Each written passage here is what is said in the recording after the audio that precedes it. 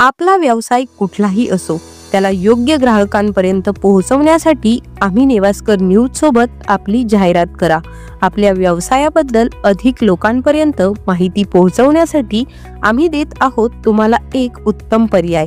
आजच संपर्क करा आणि आपल्या व्यवसायाला एक नवीन उंचीवर नेऊन ठेवा। आम्ही नेवास्कर न्यूज, नेवास्करांच्या हक्काचं व्यासपीठ।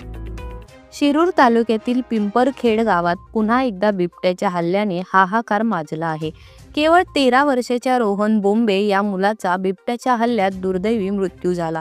गेल्या 15 दिवसांत या भागात 3 जणांचा बिबट्याच्या हल्ल्यात मृत्यू झाल्याने ग्रामस्थांमध्ये प्रचंड संताप आहे। रविवारी दुपारी 4:45च्या सुमारास ही हृदयद्रावक घटना घडली। रोहन विलास बोंबे वय फक्त 13 वर्षे आंबेवाडी पिंपरखेड येथे राहणारा हा चिमुकला दुपारी घरासमोरच्या शेतात गेला होता। त्याचवेळी उसाच्या शेतातून अचानक बिबट्या बाहेर पडला आणि त्याने रोहनवर झडप घातली। बिबट्याने रोहनच्या मानेला चावा घेत त्याला शेतात ओढत नेले। मुलाचा आरडाओरडा ऐकून आई वडील घटनास्थळी धावले, पण बिबट्या तेव्हाही डरकाळ्या फोडत होता। गावकऱ्यांनी मिळून प्रयत्न करून मुलाला बिबट्याच्या तावडीतून सोडवले, पण तोवर रोहनचा मृत्यू झाला होता।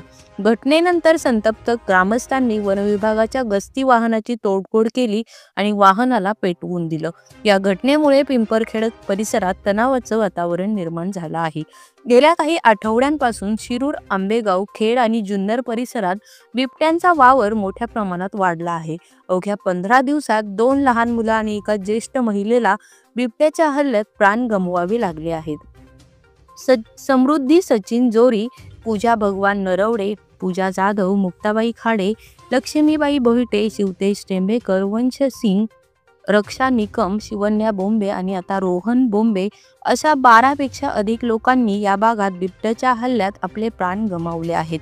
या वाढत्या हल्ल्यांच्या पार्श्वभूमीवर म्हाडा सभापती व माजी खासदार शिवाजीराव आढळराव पाटील यांनी केंद्र सरकारकडे मागणी केली आहे की शिरूर, आंबेगाव, जुन्नर या भागात बिबट्या निवारा केंद्र उभारावे आणि पकडलेल्या बिबट्यांना तेथे स्थलांतरित करावे।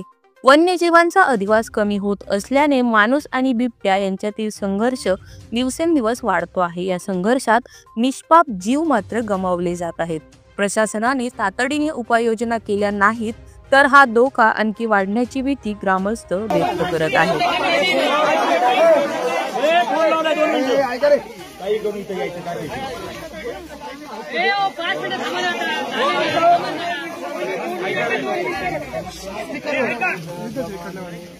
नवीन फॉरेटवाली तिकीटून दे।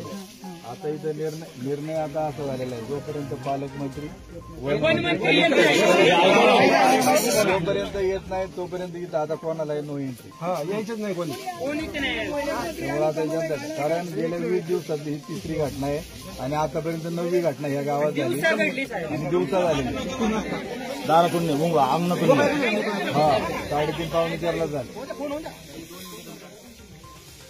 तोपर्यंत कोणाला येऊन देणार नाही काय?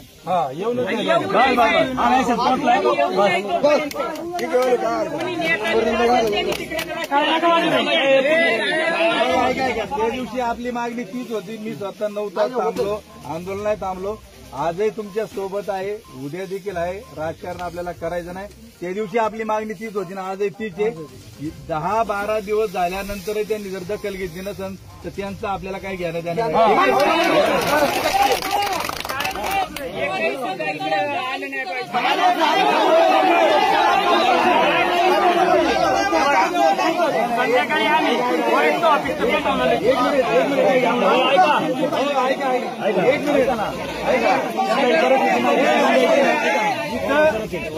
ऐका 2 मिनिट, इथं काही लोकांनी थांबा, बाकी आपण रस्ता रोको केले आपण रस्त्याला जाऊ।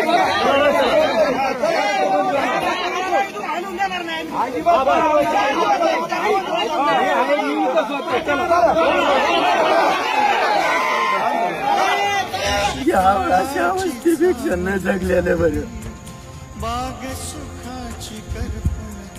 माणसं खायला कायदा आहे, वाघ मारायला कायदा नाही।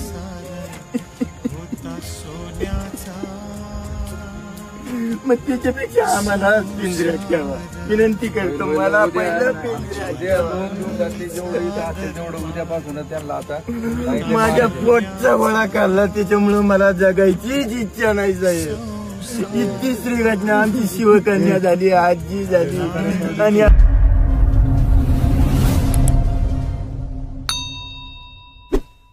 आम्ही नेवास्कर न्यूजसाठी प्रतिनिधी गणेश भिले